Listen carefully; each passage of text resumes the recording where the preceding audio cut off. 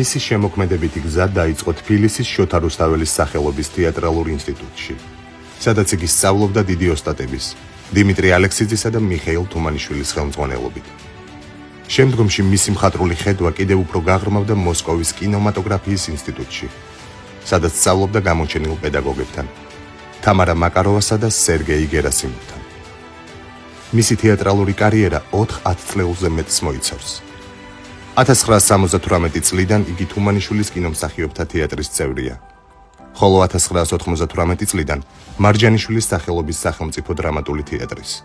2016 წელს მის მიერ შესრულებული შექსპირის მეფე ლირის როლით საქართველოს თეატრალურმა საზოგადოებამ და თეატრმცოდნეთა კავშირმა საუკეთესო მსახიობის ტიტული მიანიჭა.